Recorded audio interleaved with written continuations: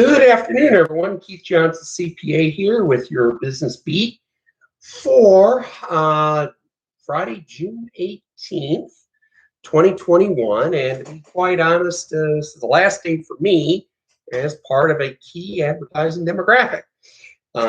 Actually, my birthday is becoming a national holiday. Yes, I will be celebrating as famous children's show hosts said. It'll be my anniversary of my natal day tomorrow. My birthday is June 19th. So mixed feelings about it, but I get it. So, it's kind of cool. People say, hey, yeah, it's like I'll always remember my birthday now. So anyway, going on with the news for today. It was a bad day for stocks. Basically, stocks dropped about 536 points, 533, or about 1.58%. So stocks took a big hit. Main reason for that is the fears of interest rate hikes, and there'll be some reasons I'll be getting to in just a minute regarding that.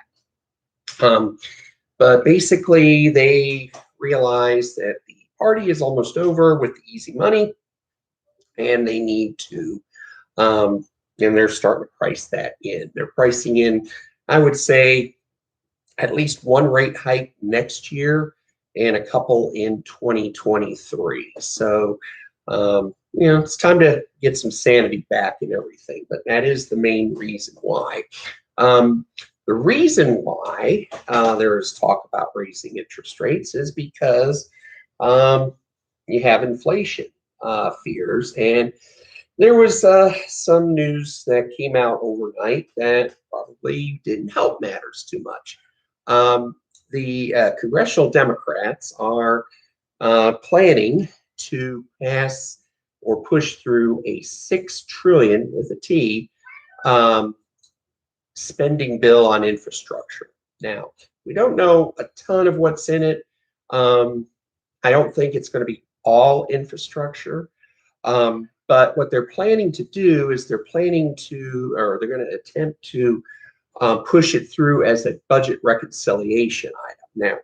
Now, I'm not a congressional expert, but basically, generally when you pass through a bill in the Senate, it has to get a 60% or 60 senator supermajority. So generally, they want to pass something, they have to get 60 senators on board. Well, that requires all 50 Democratic senators. It's a 50-50 split, 50 Democrat, 50 Republican.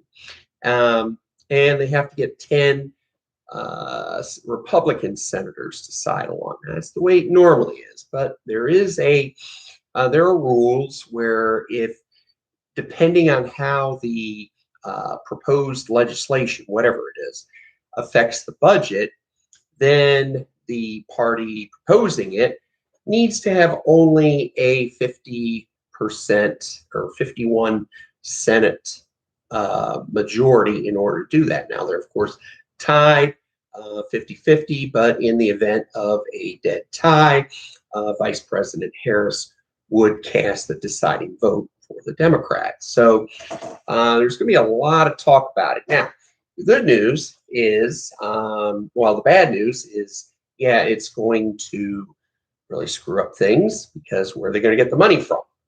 We don't know that yet. We don't know if they're going to issue, they're going to have the Fed issue more debt, which we certainly don't need, or if they're going to raise taxes or what.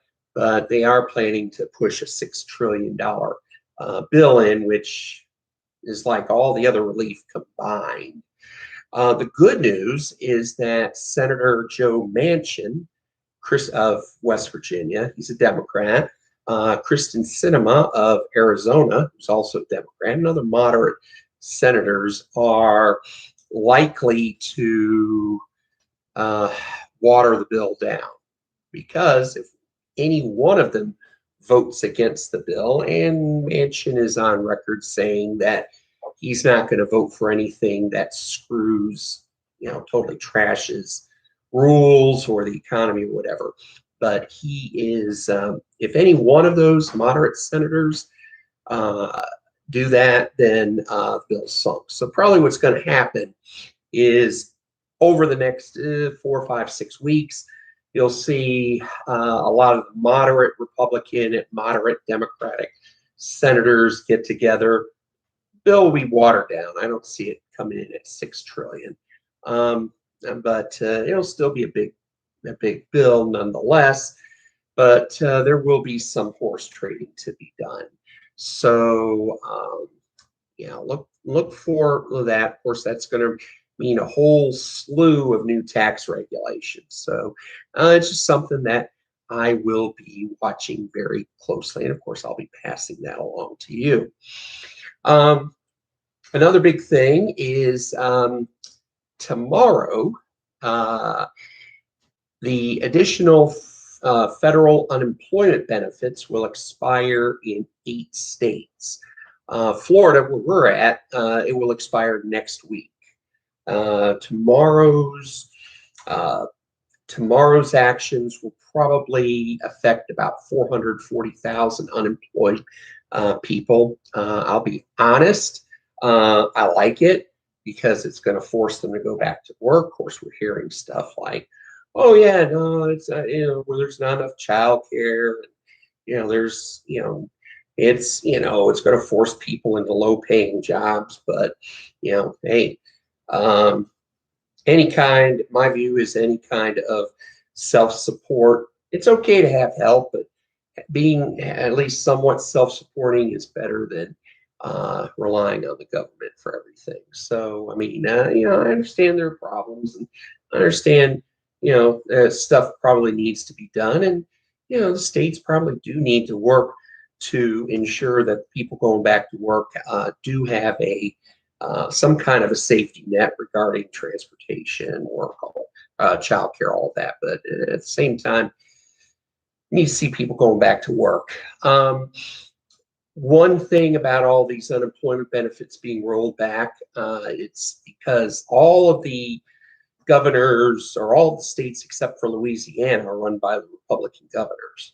So it's going to be interesting to see how over the next, say, month, the split between the Republican red states and the Democratic blue states, the economies are going to show up, because this will, kind of do kind of expand the gap a little bit.